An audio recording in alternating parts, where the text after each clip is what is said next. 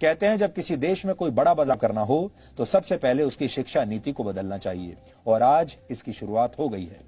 भारत सरकार के मानव संसाधन विकास मंत्रालय ने आज इस नई शिक्षा नीति की घोषणा की है। इसलिए आज हम आप सबको बताएंगे कि इससे देश के तमाम छात्रों, उनके परिवार और उनके माता पिता के जीवन में अब क्या क्या बदलाव आने वाले हैं। अगर आप छात्र हैं या किसी छात्र के माता पिता हैं तो आपको ये सारी जानकारियां बहुत ध्यान से सुननी चाहिए और अगर आप चाहें तो नोट भी कर सकते हैं। तो अब आपको बड़े बड़े बदलाव बताते हैं। अब तक भारत की स्कूली शिक्षा व्यवस्था 10+2 के फॉर्मेट पर चलती थी, लेकिन अब इसे 5+3+3+4 के फॉर्मेट में बदल दिया गया है।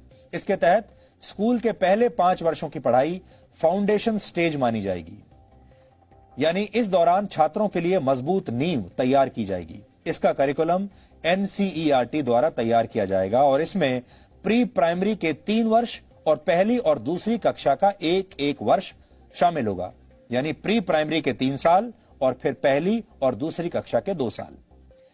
इसके तहत बच्चों को खेल कूद और अलग अलग गतिविधियों के जरिए पढ़ाई कराई जाएगी, यानी इन कक्षाओं के छात्रों के लिए किताबों का बोझ अब पहले जितना नहीं होगा। इसलिए हम कहेंगे कि जो छोटे बच्चे अब स्कूलों में जाएंगे और अपने शिक्षा की यात्रा को आरंभ करेंगे वो बहुत किस्मत वाले होंगे।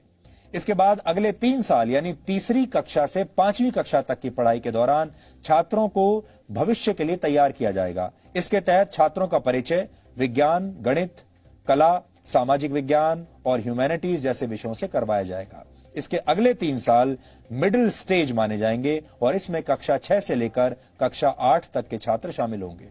इस स्टेज में छात्रों को तय पाठ्यक्रम के मुताबिक पढ़ाया जाएगा और इसके बाद 9वीं से 12वीं कक्षा तक इस फॉर्मेट की 4 वर्षों वाली आखिरी स्टेज होगी।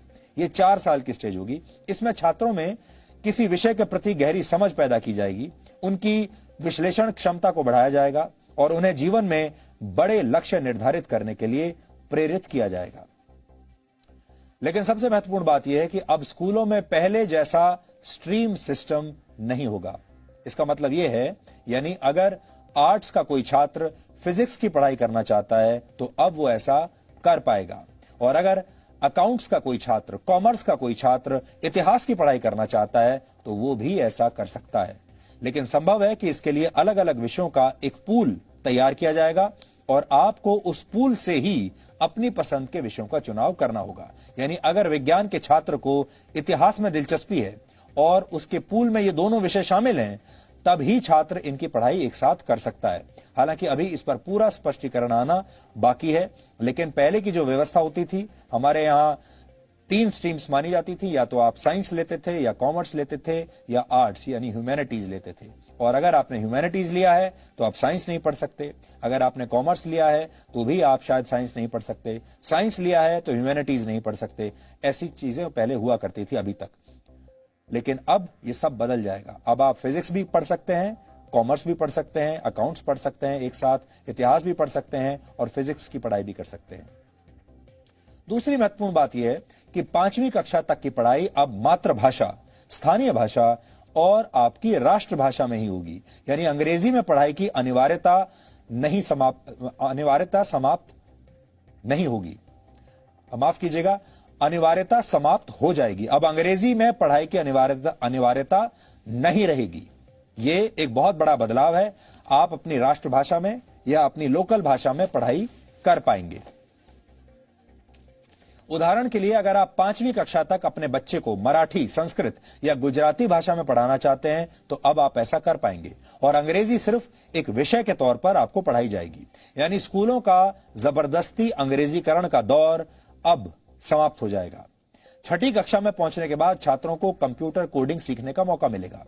यानी अब भारत के छात्र चीन जैसे देशों की तर्ज पर छोटी उम्र में ही सॉफ्टवेयर और मोबाइल फोन एप्लीकेशंस बनाने की तकनीक सीख पाएंगे और 6ठी कक्षा से ही छात्रों को इंटर्नशिप का भी मौका मिलेगा। यानी अगर किसी छात्र की किसी खास विषय में रुचि है और वो उसकी प्रैक्टिकल नॉलेज हासिल करना चाहता है तो वो इस विषय से जुड़ी इंटर्नशिप कहीं भी कर सकता है उदाहरण के लिए अगर आपका बच्चा पेंटिंग करने का शौक रखता है तो वो किसी पेंटर के पास अब इंटर्नशिप के लिए जा सकता है। अगर आपके बच्चे को सॉफ्टवेयर में इंटरेस्ट है तो वो किसी सॉफ्टवेयर कंपनी में अब अपने स्कूल के दौरान ही इंटर्नशिप कर सकता है।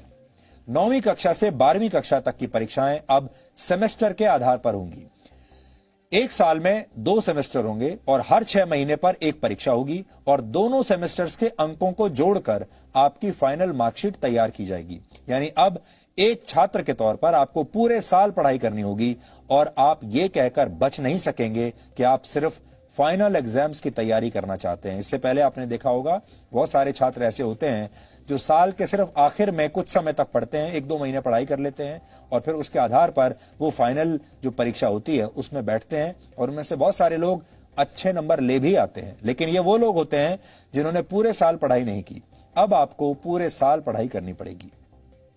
इसके अलावा बोर्ड की परीक्षाओं को आसान बनाया जाएगा और इसमें छात्रों की क्षमता पर ज्यादा ध्यान दिया जाएगा। रटने की क्षमता नहीं, समझने की क्षमता पर ध्यान दिया जाएगा। ट्यूशन और कोचिंग क्लास के जरिए रट्टा लगवाने की आदत को समाप्त कर दिया जाएगा। बोर्ड परीक्षा देने वाले छात्रों को अब उनकी पसंद की भाषा में परीक्षा लिखने की पूरी छूट होगी। उदाहरण के लिए अगर आप चाहें तो हिंदी या अंग्रेजी में से किसी एक भाषा में अपनी परीक्षा दे सकते हैं। छात्रों के रिपोर्ट कार्ड्स को भी अब पहले की तरह तैयार नहीं किया जाएगा। किसी छात्र को फाइनल मार्क्स देते समय उसके व्यवहार, एक्स्ट्रा करिकुलर एक्टिविटीज में उसके प्रदर्शन और उसकी मानसिक क्षमताओं का भी ध्यान रखा जाएगा। इसके अलावा रिपोर्ट कार्ड को 360 डिग्री असेसमेंट के आधार पर तैयार किया जाएगा। इसमें छात्र खुद को भी अंक देंगे, यानी अपना खुद का भी विश्लेषण करेंगे। विषय पढ़ाने वाले शिक्षक भी छात्र को अंक देंगे और छात्रों के सहपाठी भी उनका आकलन करेंगे। कॉलेज में पढ़ाई करने वाले छात्रों के लिए भी इस नई शिक्षा नीति में बहुत सारे बदलाव किए गए हैं। इसलिए जो छात्र अब कॉलेज में इसके बाद जाने वाले हैं वो भी ध्यान से अभी देख लें।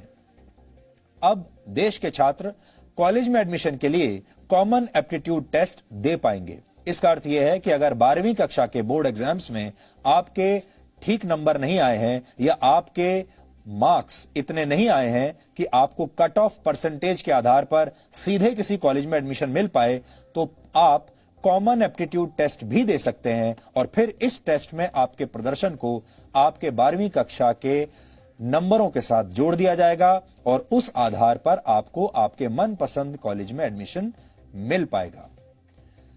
ग्रेजुएशन की पढ़ाई को 3 और 4 वर्षों के कोर्स ड्यूरेशन में अब बांट दिया जाएगा। पहले अगर आप कॉलेज की पढ़ाई बीच में ही छोड़ देते थे तो आपको ग्रेजुएशन की डिग्री नहीं मिलती थी। या तो आप पूरी पढ़ाई कीजिए और या बिल्कुल मत कीजिए। लेकिन नई शिक्षा नीति लागू होने के बाद अगर आप 1 साल के बाद कॉलेज छोड़ देते हैं तो आपको सर्टिफिकेट दिया जाएगा। यह आपका सर्टिफिकेट कोर्स माना जाएगा। अगर आपने कॉलेज का फर्स्ट ईयर कंप्लीट कर लिया और उसके बाद पढ़ाई छोड़ दी तो आपको सर्टिफिकेट कोर्स का सर्टिफिकेट मिलेगा। इसी तरह अगर आप सेकंड ईयर पास करने के बाद 2 साल के बाद पढ़ाई छोड़ देते हैं तो आपको डिप्लोमा दिया जाएगा। और अगर आप थर्ड ईयर यानी 3 साल की पढ़ाई पूरी कर लेते हैं तो आपको बैचलर्स डिग्री दी जाएगी। और अगर आप 4 साल का कोर्स करके बैचलर्स डिग्री लेना चाहते हैं तो आपको रिसर्च के सर्टिफिकेट के साथ ये डिग्री मिलेगी। इससे उन छात्रों को बहुत फायदा होगा जो कॉलेज के दौरान किसी प्रोजेक्ट पर काम कर चुके हैं। 4 वर्ष के इस कोर्स में स्कूल के छात्रों की तरह कॉलेज के छात्र भी अलग अलग विषयों की पढ़ाई एक साथ कर पाएंगे। इस व्यवस्था को मल्टी एंट्री और मल्टी एग्जिट वाली व्यवस्था कहा जाता है। यानी छात्र जब जिस विषय की पढ़ाई करना चाहेंगे तो वो ऐसा कर सकेंगे और जब वो ये पढ़ाई छोड़ना भी चाहेंगे तो ये काम भी आसानी से कर सकेंगे। इसीलिए इसे मल्टी एंट्री और मल्टी एग्जिट कहा गया है। आप जब चाहे एंट्री ले सकते हैं और एग्जिट भी कर सकते हैं जब चाहें। इसके अलावा एक एकेडमिक बैंक ऑफ क्रेडिट बनाया जाएगा। इसके तहत अगर आप एक से ज्यादा कोर्स एक साथ करना चाहते हैं तो आप ऐसा कर पाएंगे और जिस कोर्स को आप जहां तक कंप्लीट करेंगे उसके अंक इस क्रेडिट बैंक में जमा हो जाएंगे और फिर जब आप फाइनल डिग्री के लिए कोई कोर्स करेंगे तो उस क्रेडिट को इसमें जोड़ दिया जाएगा। यह पूरी व्यवस्था पूरी तरह से डिजिटल होगी, ऑनलाइन होगी।